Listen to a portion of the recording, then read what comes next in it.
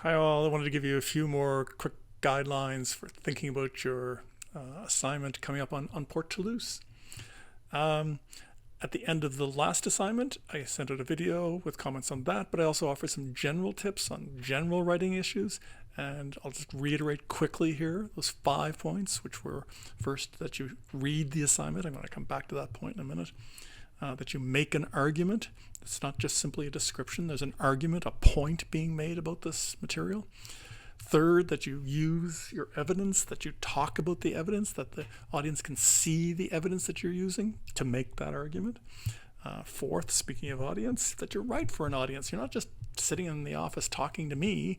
We're not just sharing a conversation over a document in front of us. You're talking to an audience. Talk to an audience. Explain things. Be clear. And then fifth, that we're in a course. And you should be thinking about the content and the context of the course more broadly. A lot of it isn't directly applicable to this assignment, but some of it is. And I think it would be helpful for you to think in those kinds of terms. So, new stuff here. So, back to reading the instructions. I can't stress enough how important it is to read the instructions for two reasons. One, it just tells you what to do, right? It tells you the basic outline of what to do, what I'm expecting here. Second, though, there's an awful lot of, I grant you, it's a long description of an assignment, but I'm also offering you some tips here, some hints as to what's going on. Yesterday, during office hours, I spoke to 3 people, and 2 of those 3 people asked me, what's a coaster? In the census, it talks about some of these people being coasters. They didn't know what a coaster was. Well, I didn't say in here, this is what a coaster is, but I just do here talk about people being engaged in the coastal trade. Coasters are involved in the coastal trade. That's just kind of there. So if you're reading, thinking, and paying attention, I'm offering you some hints here. I'm offering you some help here. So you can make use of this material, this contextual material, to think about what's going on.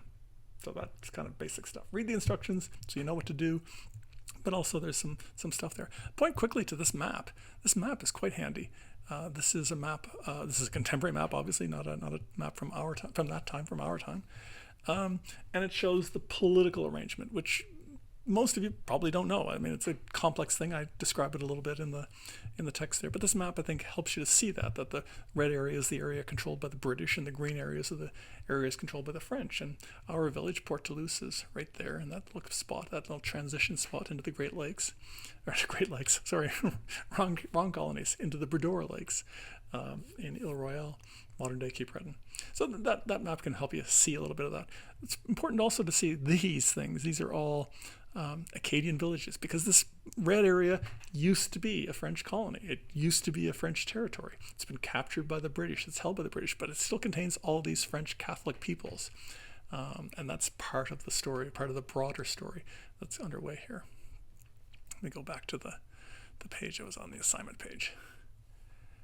And wow, that is loading slowly. Anyhow, next, I want you to do proper Chicago-style citations, and I want you to see how easy that is. So I've got this is just the text that's for your assignment. It's already there.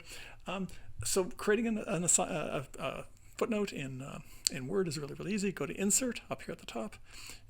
Scroll down to Footnote. Click on Footnote.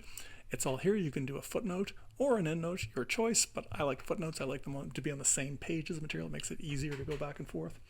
And let's pretend we're talking about the census. We click Insert. We go to our materials, and we're talking about the Sur de Rocs census. Look at that. There it is. There's all the material you need to create that census.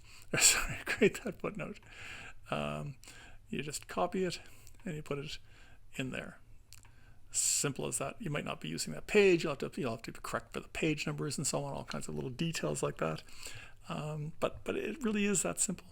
I'd also note that should you want to cite that again a second time, you don't need to put all that information in. You can put in a shorter form. You can put in Tour La Rock. Oops, I should spell his name right. And then the right page. Whatever. That kind of thing. that kind of short form reference would be perfectly acceptable as a subsequent reference. So you need the full one here, and you would need the shorter one later. So pretty straightforward things. It's not that hard. If you're thinking, oh my God, another citation system, it's really not that big a deal. This assignment asks you to do one section which is kind of imperial. Oh boy, I've been talking too much today. Empirical. It's about the evidence, and another one that is reflective and thinking about the broader picture in some sense, whether that be about the evidence itself or the situation of these peoples. So, like everything in this course, it's an assignment about evidence. I want you to think about evidence, how evidence helps us to understand things, that we need evidence to prove things, that things happened, and so on. And this is applicable in history as it is in any other discipline. I want you to look at these sources and tell us about these people. What can you say about these people? These are people in a small little village on the coast of what's today Nova Scotia, in a time of warfare, a time of settlement, a time of warfare, with an indigenous village just across the peninsula from them. This place is, and that's why I wanted you to read that Maillard document. This village is not an indigenous village; it's an Acadian village, but it's a place where indigenous people and French people often meet, where they often trade. So it's kind of part of the community as well. And in this time of war, again, as the Maillard document shows us, it's also related to how those people will be interacting in this time. We don't know what's going to come in the next, we know what's going to come in the next few years, but they don't. But look at their lives, look at how they're dealing with it, look at what the census and these other documents can tell us about that world. The second part of the assignment, the reflective part, is where I want you to think about the sources themselves and what they can tell us. You've done that in the first part, but also what they can't tell us. What other things do we really need to know to understand these people? Are there absences in the evidence that would be helpful for us to understand? There's lots of speculative possibilities, and that can range from the bigger political situation to their own domestic lives. Just looking at the households that are showing up in that census. What does the census show us? What does the census not show us?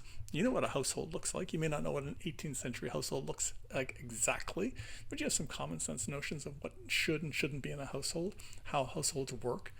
You can think about those kinds of things. You can think about these people, who they are, what's going on in their lives, and what's happening to them. I'm hopeful that you'll see in this assignment something akin to our own times. We're living in an extraordinary moment with COVID. We're living in a moment of tremendous uncertainty and stress.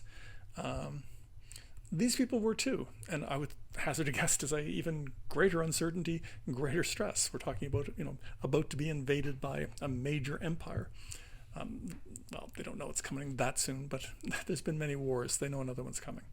So it's a useful way for us to develop a little bit of empathy for these people and to think about these people as human beings and to imagine something about their lives and to take a little bit of knowledge from their experiences and how they dealt with these moments and how we can deal with our moments. We're human beings. Our situations are often different, but they're also often similar, and I think that's worth reflecting on. As always, in our time of uncertainty, I hope you're doing well. I'm happy to continue talking to you about this. I'm going to be available again early next week for at least one more day of office hours. Happy to talk to people, happy to have ideas bounced off me. Tell me I'm thinking of doing this, and I can tell you whether I think that's a good direction to go. To be clear, there's no right or wrong answers here. This is you diving into data and you talking about it and you trying to make a point from it. You can do that well and you can do that not so well, but there's no right and wrong here. There's just some things that we can talk about and work with. See where you take that. I hope you enjoy it. I hope you're now moving fully into summer. Times are going well, and I hope you're all safe and being kind to one another. Take care. We'll talk soon. Bye-bye.